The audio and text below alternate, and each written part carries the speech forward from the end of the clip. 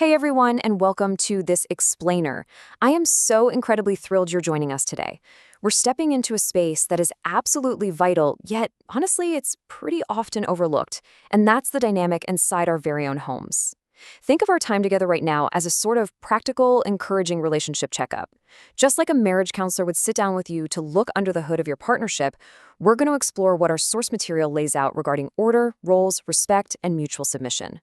Whether your home feels like a perfectly well-oiled machine right now, or, let's be real, you're navigating the stressful chaos of conflicting schedules, working parenthood, and a literally endless mountain of household tasks, we're going to look at some foundational blueprints today that can transform your living space into a true sanctuary. Okay, let's dive right into this by asking a very direct question. Is your home run by competition or by covenant? I want you to really truly think about what your current household feels like.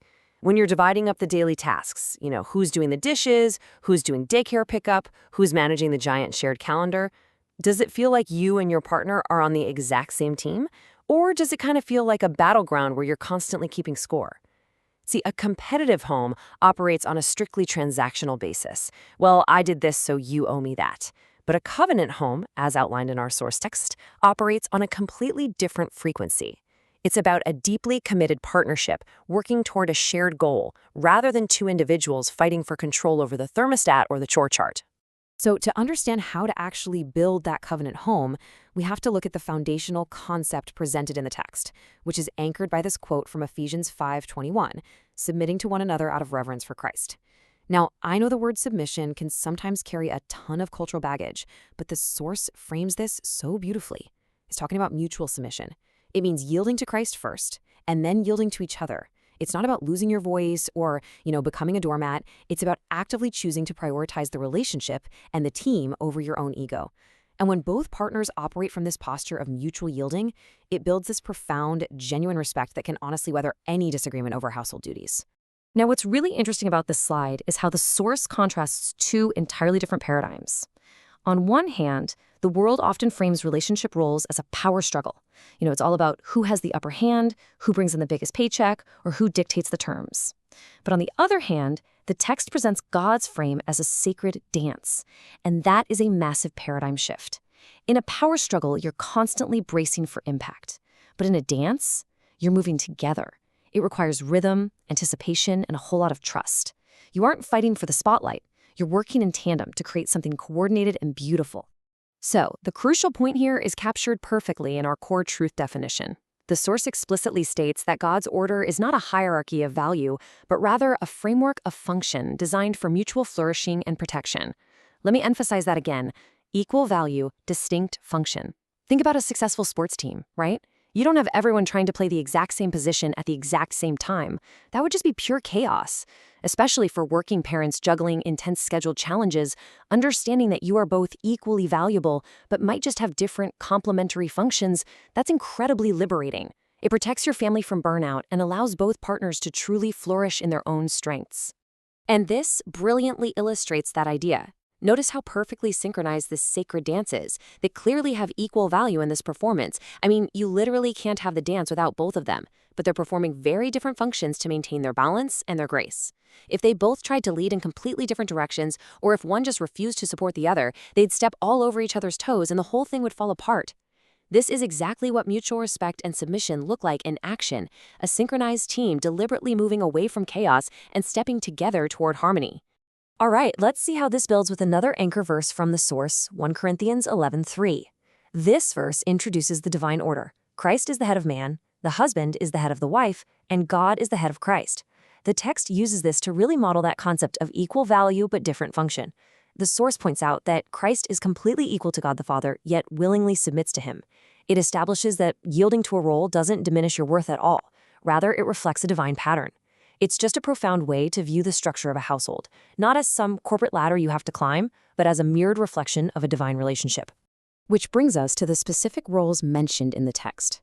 The husband's role is described by the source as sacrificial, nurturing leadership, which is meant to mirror Christ. The wife's role is described as a responsive, trusting partnership, mirroring the church. Notice the adjectives they use here: sacrificial, nurturing, responsive, trusting.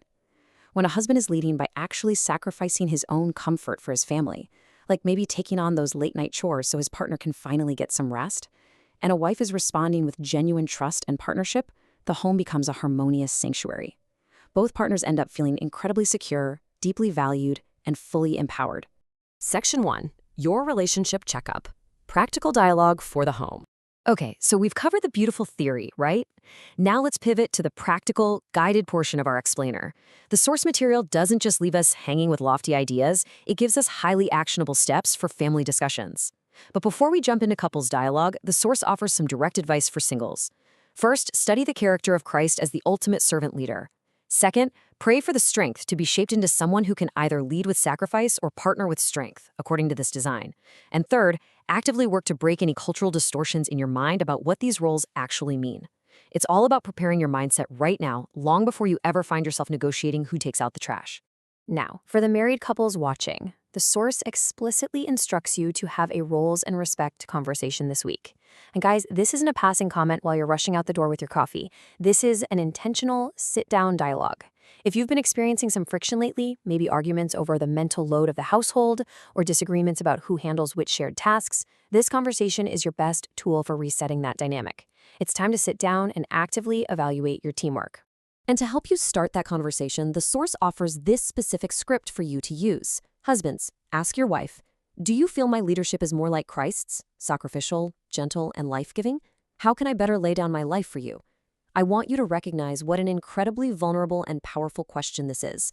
It instantly disarms defensiveness. It takes the focus completely off of, here's what you're doing wrong, and shifts it entirely to, how can I serve you better? Asking this opens the door to genuine intimacy and realigning the whole order of your home. And wives, the source gives you this exact phrasing. Do you feel my respect and partnership empower you? How can I better support you as your teammate? Again, notice the language of team working here. The home is a team working together toward common goals. By asking how you can better support him, you're reinforcing that covenant dynamic we talked about earlier, rather than the competitive one. You're asking for constructive ways to ensure that your partnership is actively building him up, just as he is striving to sacrificially lead. But listen up, because there is an absolutely crucial golden rule for this entire exercise. Listen without defense. When you ask those vulnerable questions, your partner might actually give you a deeply honest answer. They might bring up a frustration about how chores are divided or how schedule challenges are just leaving them totally exhausted. The absolute most crucial instruction from the text for resolving these disagreements is to just listen. Don't interject. I know it's so tempting to jump in and justify why you totally forgot to empty the dishwasher, but don't. Just absorb their perspective without raising your shields. That right there is mutual submission in its purest conversational form. To wrap this all together, the text offers this really beautiful unifying declaration. Our home is ordered by God's gracious design. We embrace our roles with mutual respect and joyful submission to Christ. Our harmony reflects the beautiful relationship between Christ and his church. I mean, imagine adopting this as the actual mission statement for your household. It completely summarizes everything we've talked about today, embracing the sacred dance, respecting those distinct functions, and finding true harmony through a joyful yielding to a higher design. As we wrap up, I want to leave you with a provocative question to ponder, and I highly, highly encourage you to use this to spark some immediate discussion in your own home tonight. Here it is. What does mutual submission out of reverence for Christ look like in a practical daily decision? Think about the very specific choices you're going to make tomorrow morning. Does it mean waking up 15 minutes early to pack the kids' lunches so your partner can finally sleep in?